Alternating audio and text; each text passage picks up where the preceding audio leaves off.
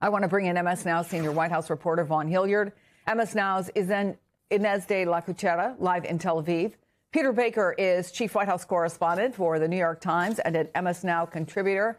And Ali Vaez is Iran project director and senior advisor to the president at the International Crisis Group. It's good to have all of you here. Peter, Secretary Hegseth essentially dismissing questions about how long the war will go on, what it will take, even putting of potential troops on the ground. What is the administration telling the American people here? You just have to trust us? Essentially, that's exactly right. Look, they are not outlining methods and operations, but they're also not outlining the goals. I mean, he says we're not going to tell you how we're going to get to our goals, but he hasn't really told us what the goals are. And you see a conflict there. The president over the weekend in his video that he released upon the beginning of this operation said that he was for regime change. And then you hear Pete Hegseth, his defense secretary, say, no, we're not for regime change. So which is it?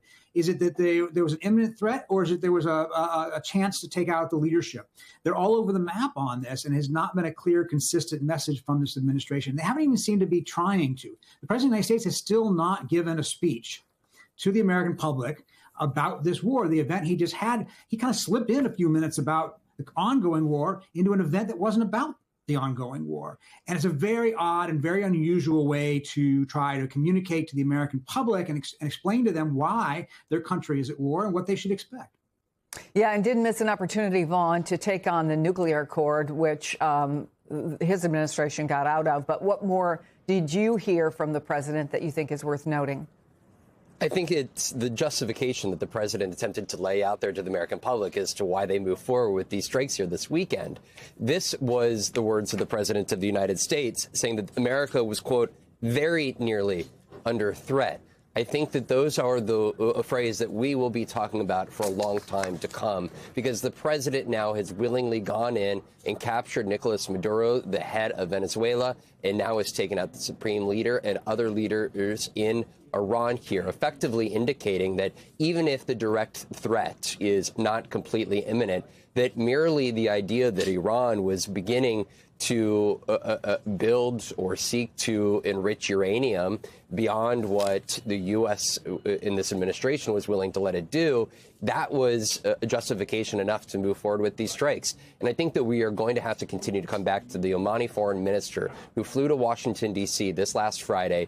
He sat down and talked even with our colleague David Rode and was suggesting that the Iranians were putting forward a nuclear deal proposal that was better than the JCPOA agreement struck by the Obama administration, and suggested that Trump administration officials, Jared Kushner and Steve Witkoff, were flexible in terms of negotiations about the nuclear capacities to which Iran would be able to enrich. And so you fast forward here through the weekend, and what you just heard from the president of the United States was the direct words that, quote, we can't deal with these people. Essentially here in the second Trump administration, there is just a lack of willingness to move forward diplomatically. And I think that there is a serious question of the cloud that will loom over Jared Kushner and Steve Witkoff in any further negotiations over the next 3 years, whether it be related to Middle East negotiations or Russian-Ukrainian ones, the extent to which their words are spoken in good faith, or whether the president of the United States will undercut any sort of those diplomatic negotiations that they are out doing on his behalf. So let's go to the region. Ines, you're in Israel. What's the latest on military operations and the threat posed to the U.S. and its allies?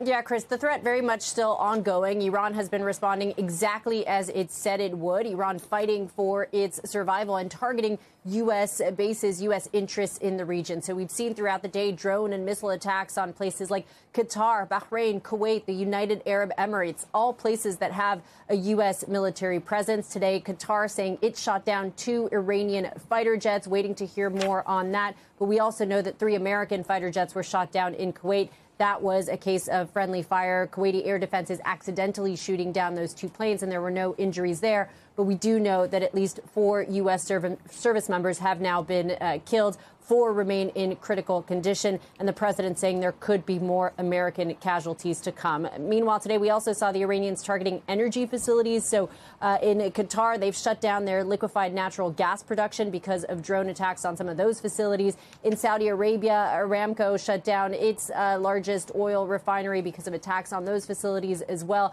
So that is causing concern for the economy, for what that could mean for oil prices, which could have a real impact on the American economy, of course, for Americans back home. We also know the Omanis said that an oil tanker had been targeted by a ship filled with explosives. And I will say we are starting to hear that gas prices are soaring in Europe, gas prices soaring by about 45%, Chris. Thank you for that. So, Ali, I want to play a little bit more of what Secretary Hegseth had to say about the Iranian regime. This is not a so-called regime change war, but the regime sure did change, and the world is better off for it. Is it clear that this was regime change, and is the world better off? It's very hard to understand what the secretary means by regime change. Of course, the supreme leader has been eliminated, but the regime is still there. This was never a one-man show.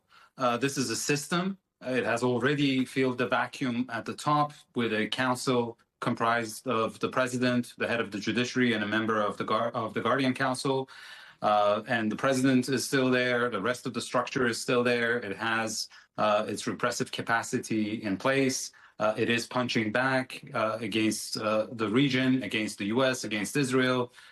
So I don't fully understand what the secretary means by regime change has already happened. Yes, you can say there's a degree of transformation because Ayatollah Khamenei is not there anymore, but this is far short of regime change.